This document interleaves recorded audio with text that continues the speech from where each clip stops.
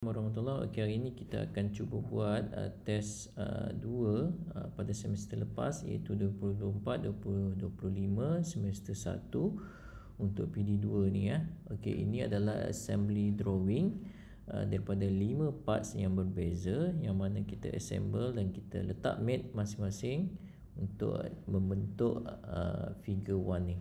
Okey. Alright, so hari ini saya akan tunjukkan satu contoh. Okey, mungkin saya akan buat ni base ni dan figure 3 arm ni. Okey, dia ada base dan arm nama dia, dan make sure bila rename nama tu, make sure nama tu adalah sama dengan apa yang kita letak dekat sini lah. Ini untuk contoh test 2. Okey, bila nama base, so nanti you renamekan nama file kamu adalah sebagai base lah. Okey, so saya akan tunjukkan contoh. Ini satu base ni, just simple. Okey, saya akan menggunakan Shaper 3D. Okey, saya tak ada SolidWorks, so saya akan guna Shaper 3D, tapi konsep dia masih sama. Menggunakan sama juga, dia ada ada extrude, cut, extrude boss dan sebagainya.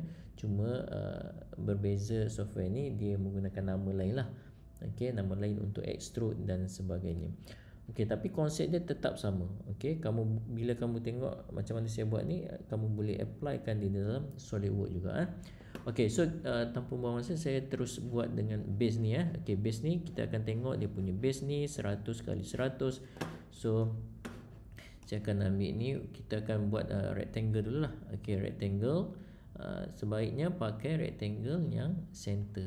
Okey, kita ambil daripada center, letak situ 100, ini 100. Okey, dan sini pun 100. Sorry, ini pun adalah 100. Okey, ini ya, ini segi 4 dia. So kalau tengok kat sini, dia akan extrude satu. Okey, extrude ke atas satu, berapa tinggi dia? Sebanyak 3. So kita akan extrudekan dia. Ni extrude lah, dalam SolidWorks pakai extrude. Okey, saya akan letak 3. Okey, settle. Dan dia ada fillet tepi ni. Fillet ni berapa? Fillet ni kalau tengok dia tulis fillet mana fillet? Tak ada tulis ke? Fillet ni okey, R5. So 5 lah. 5 sini. So kita just select dia. Ini bahagian-bahagian mana yang kita nak fillet, kita filletkan. Sorry, kita kena tekan shift. Okey, ini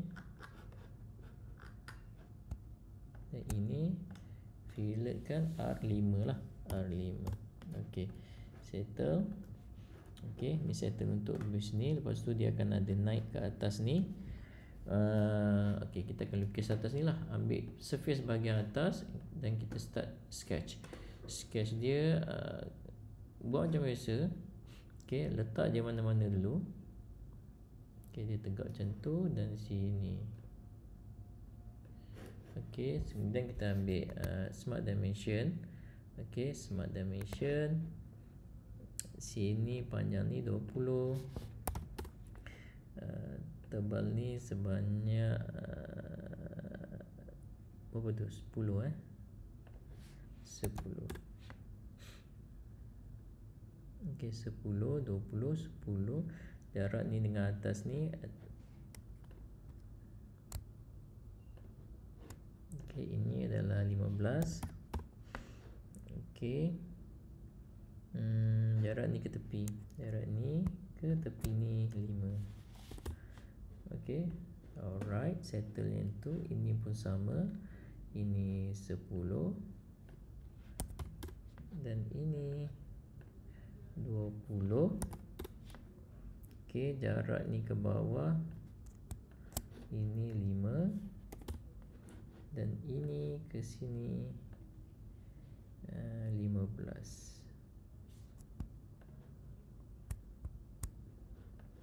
Tak keluar.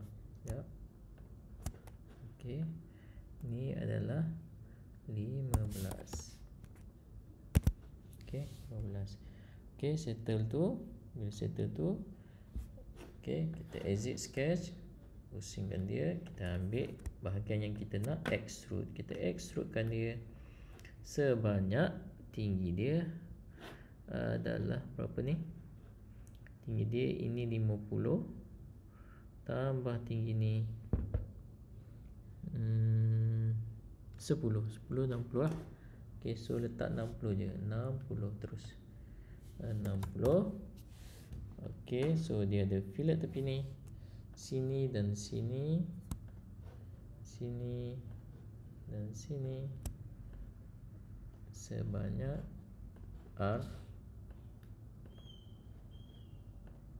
R5. Okay, R5. Okay, lepas tu dia ada lubang kat sini kan. So kita klik sini, kita sketch, kita letak kita ambil bulat, letak circle. Okay, ini kena letak ukuran dia, smart dimension, klik sini. Jarak ni sebanyak 10, betul, 10, enter. Dan ini dengan atas ni sebanyak 10 juga. Okey, soalan untuk semester lepas memang sangat mudah. Okey, kalau kamu boleh buat ni, insya-Allah yang kali ni pun boleh buat lah, tak masalah. So ini sama juga, kita letakkan dia punya ni R10, RD berapa? RD5, RD5 diameter 10 lah, betul. Okey, jarak ni ini dengan atas ni 10. Okey, ini dengan sebelah sini pun 10. Okey, so kita extrude cut. So settle lah untuk yang pertama. Okey. Oh sorry, ini tadi 10, saya tak ubah. Okey, alright. So settle untuk base. So savekan file ni sebagai base. Okey, alright, itu saja untuk yang first.